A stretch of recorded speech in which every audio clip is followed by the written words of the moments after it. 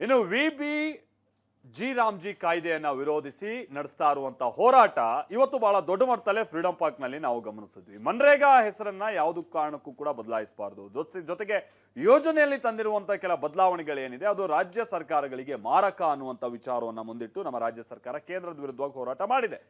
ಈ ಟೈಮ್ನಲ್ಲಿ ಇವತ್ತು ಹೋರಾಟ ಹೇಗೆ ನಡೀತು, ರಾಜ್ಯಪಾಲರಿಗೂ ಕೂಡ ಹೋಗಿ ಮನವಿಯನ್ನ ಕೊಟ್ಟಿದ್ದಾರೆ. ರಾಜ್ಯ ಸರ್ಕಾರ ಇದನ್ನ ಇಲ್ಲಿಗೆ ಬಿಡೋದಿಲ್ಲ, ಮುಂದೆ ದೊಡ್ಡ ಹೋರಾಟ ನಾವು ನಡೆಸ್ತೀವಿ ಇನ್ ಕೇಸ್ ಕೇಂದ್ರ ಸರ್ಕಾರ ತನ್ನ ನಿರ್ಧಾರದಿಂದ ಹಿಂದೆ ಸರಿದೇ ಹೋದೆ ಅಂತಾನೂ ಕೂಡ ಹೇಳ್ತಿದ್ದಾರೆ.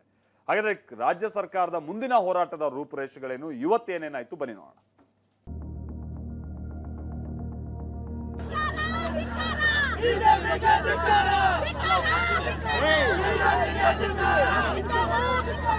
ಅಲ್ಲಿ ಶ್ರೀರಾಮ ಇಲ್ಲ, ದಶರಥ ರಾಮ ಇಲ್ಲ, ಕೌಶಲ್ಯ ರಾಮ ಇಲ್ಲ, ಅದು ವಿಕಸಿತ ಭಾರತ. ಜಿ ರಾಮ್ಜಿ ಇದನ್ನು ರದ್ದು ಮಾಡಬೇಕು, ಮನ್ರೇಗಾ ಕಾಯ್ದೆಯನ್ನ ಜಾರಿಗೆ ಕೊಡಬೇಕು. ಎಲ್ಲ ಗ್ರಾಮ ಪಂಚಾಯತಿಗಳ ಹೆಸರನ್ನ ಮಹಾತ್ಮ ಗಾಂಧೀಜಿ ಗ್ರಾಮ ಪಂಚಾಯತಿ ಅಂತೇಳಿ ಹೆಸರನ್ನ ಇಟ್ಟು ಗಾಂಧೀಜಿ ಕೊಂದವ್ರಿಗೆ ಈ ಅವಕಾಶ ನಾವು ಕೊಡೋದಿಲ್ಲ. ಜನರ ಮನಸ್ಸನ್ನ ಡೈವರ್ಟ್ ಮಾಡಕ್ಕೋಸ್ಕರ ಮಾಡ್ತಾ ಇರುವಂತ ಒಂದು ಪ್ರತಿಭಟನೆ ಇದು. ಮಾನ ಮರ್ಯಾದೆ ಬಿಟ್ಟು ಇವತ್ತು ಪಾದಯಾತ್ರೆ ಮಾಡ್ಕೊಂಡು ಇವತ್ತಲ್ಲಿ ಮುತ್ತಿಗೆ ಹಾಕ್ತಾರಂತೆ. ಯಾವ ಪುರುಷಾರ್ಥಕ್ಕೋಸ್ಕರ ಮುತ್ತಿಗೆ ಹಾಕ್ತಾರೆ? ರಾಜ್ಯದಲ್ಲಿ ಶುರುವಾದ ಮನ್ರೇಗಾ ಮಲ್ಲಯುದ್ಧ ಇವತ್ತು ಮತ್ತೊಂದು ಹಂತಕ್ಕೆ ಹೋಗಿದೆ. ನರೇಗಾ ಹೆಸರನ್ನೇ ಜಿ ರಾಮ್ಜಿ ಅಂತ ಬದಲಾಯಿಸಿರೋದು ಕಾಯ್ದೆಯನ್ನ ಬದಲಾವಣೆ ತಂದಿರೋದರ ವಿರುದ್ಧ ರಾಜ್ಯ ಸರ್ಕಾರ ಪ್ರತಿಭಟನೆ ನಡೆಸಿದೆ. ಮನ್ರೇಗಾ ಮರುಸ್ಥಾಪಿಸಬೇಕು, ಮನ್ರೇಗಾ ರಕ್ಷಿಸಬೇಕು, ರಾಜ್ಯದ ಮೇಲಿನ 40% ಭಾರ ತೆರವುಗೊಳಿಸಬೇಕು ಅಂತ ಆಗ್ರಹಿಸಿ ಬೆಂಗಳೂರಿನ ಫ್ರೀಡಂ ಪಾರ್ಕ್ನಲ್ಲಿ ಕಾಂಗ್ರೆಸ್ ಪ್ರತಿಭಟನೆ ನಡೆಸಿದೆ. ಸಿಎಂ ಸಿದ್ದರಾಮಯ್ಯ, ಡಿಸಿಎಂ ಡಿಕೆ, ರಾಜ್ಯ ಕಾಂಗ್ರೆಸ್ ಉಸ್ತುವಾರಿ ಸುರ್ಜೇವಾಲಾ ಸೇರಿದಂತೆ ಸಚಿವರು ಈ ಹೋರಾಟದಲ್ಲಿ ಭಾಗಿಯಾಗಿದ್ರು.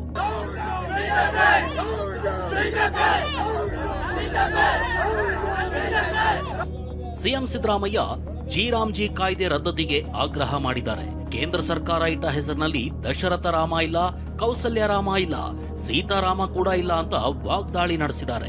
ಅಲ್ಲಿ ಶ್ರೀರಾಮ ಇಲ್ಲ, ದಶರಥ ರಾಮ ಇಲ್ಲ, ಕೌಶಲ್ಯ ರಾಮ ಇಲ್ಲ, ಸೀತಾರಾಮ ಇಲ್ಲ, ಅದು Viksit Bharat, guarantee for Rozgar, Ajeevika mission Gramin ಅಂತ ಅದರ ಅರ್ಥ.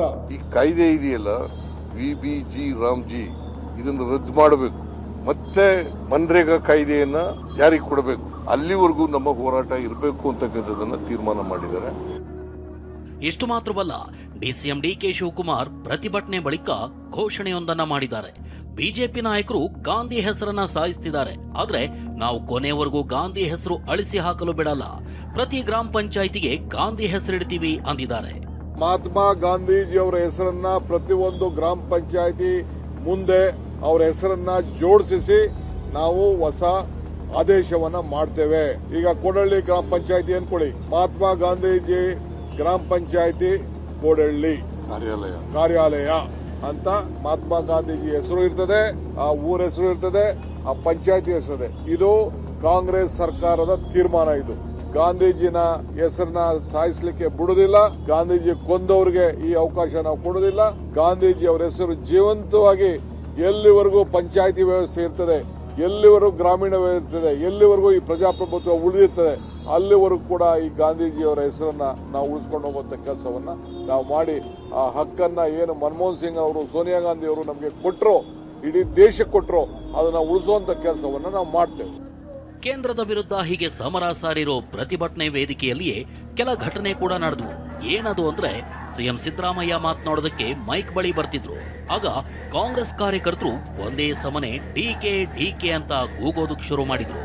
ಈ ವೇಳೆ ಸಿಎಂ ಸಿದ್ದರಾಮಯ್ಯ ಸುಮ್ನಿರು ಅಂತ ಗರಂ ಆದ್ರು. ಹೀಗಿದ್ರು ಕಾರ್ಯಕರ್ತರೇನ್ ಸುಮ್ಮನಾಗ್ಲಿಲ್ಲ. ಆಗ ಸಿಎಂ ಕೂಗೋದನ್ನ ನಿಲ್ಸೋವರೆಗೂ ಭಾಷಣ ಮಾಡಲಿಲ್ಲ.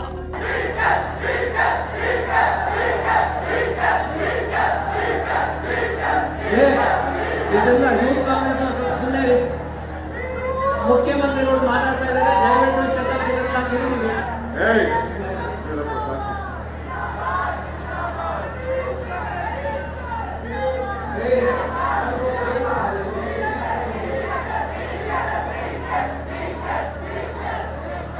ಇಷ್ಟು ಮಾತ್ರವಲ್ಲ, ಮತ್ತೊಂದು ಸ್ವಾರಸ್ಯಕರ ಕ್ಷಣಕ್ಕೆ ವೇದಿಕೆ ಸಾಕ್ಷಿಯಾಯಿತು. ಡಿಕೆ ಭಾಷಣ ಮುಗಿಸಿ ಕುರ್ಚಿಯತ್ತ ಬರ್ತಿದ್ರು.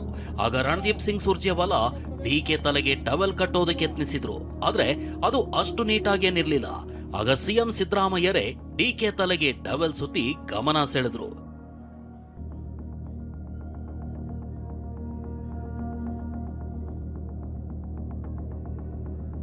ಹೀಗೆ ಫ್ರೀಡಂ ಪಾರ್ಕ್ನಲ್ಲಿ ಪ್ರತಿಭಟನೆ ಮುಗಿತಾ ಇದ್ದಂತೆ ಭಾರಿ ಹೈ ಡ್ರಾಮಾವೇ ನಡೆಯಿತು. ಕಾಂಗ್ರೆಸ್ ಕಾರ್ಯಕರ್ತರು ಬ್ಯಾರಿಕೇಡ್ ತಳ್ಳಿ ರಸ್ತೆಗೆ ನುಗ್ಗಲೆತ್ನಿಸಿದ್ರು. ಈ ವೇಳೆ ಕಾರ್ಯಕರ್ತರನ್ನ ತಡೆದ ಪೊಲೀಸರು ಮತ್ತೆ ಫ್ರೀಡಂ ಪಾರ್ಕ್ ಒಳಗೆ ಕಳಿಸಿದ್ರು.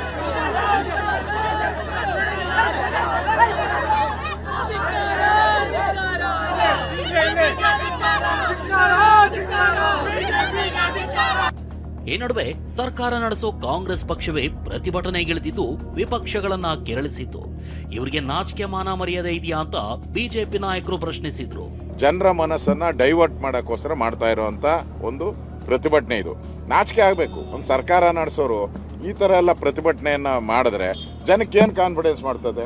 ಬೇಲಿನೇ ಎದ್ದು ಹೊಲ ಮೇಯೋ ಸ್ಥಿತಿಗೆ ಬಂದಿದೆ. ಜಂಟಿ ಅಧಿವೇಶನದ ಸಂದರ್ಭದಲ್ಲಿ ಅವರಿಗೆ ಅಪಮಾನ ಮಾಡಿರುವಂತದ್ದು, ದುರ್ವರ್ತನೆ ಮಾಡಿರುವಂತದ್ದು, ಮತ್ತೆ ಅದನ್ನ ಡಿಫೆಂಡ್ ಮಾಡ್ಕೊಳ್ಳುವಂಥದ್ದು ಅವ್ರು ಮಾಡಿದ್ದೇ ಸರಿ ಅಂತೇಳಿ ಇವತ್ತು ಮಾನ ಮರ್ಯಾದೆ ಬಿಟ್ಟು ಇವತ್ತು ಪಾದಯಾತ್ರೆ ಮಾಡ್ಕೊಂಡು ಇವತ್ತಲ್ಲಿ ಮುತ್ತಿಗೆ ಹಾಕ್ತಾರಂತೆ. ಯಾವ ಪುರುಷಾರ್ಥಕ್ಕೋಸ್ಕರ ಮುತ್ತಿಗೆ ಹಾಕ್ತಾರೆ? ಪ್ರತಿಭಟನೆ ಬಳಿಕ ಸಿಎಂ ಸಿದ್ದರಾಮಯ್ಯ, ಡಿಕೆ ಶಿವಕುಮಾರ್, ರಣದೀಪ್ ಸುರ್ಜೇವಾಲಾ ಸೇರಿದಂತೆ ಕೆಲ ನಾಯಕರು ಲೋಕಭವನಕ್ಕೆ ಭೇಟಿ ನೀಡಿದ್ರು. ಬಸ್ನಲ್ಲಿ ತೆರಳಿದ ಕಾಂಗ್ರೆಸ್ ನಾಯಕರು ಮನ್ರೇಗಾ ಯೋಜನೆ ಮರುಸ್ಥಾಪನೆ ಮಾಡುವಂತೆ ರಾಜ್ಯಪಾಲರಿಗೆ ದೂರು ಸಲ್ಲಿಸಿದ್ರು. ಈರಣ್ಣ ಬಸವ ಜೊತೆ ಪ್ರಸನ್ನ ಗಾಂವ್ಕರ್, ಟಿವಿ9 ಬೆಂಗಳೂರು.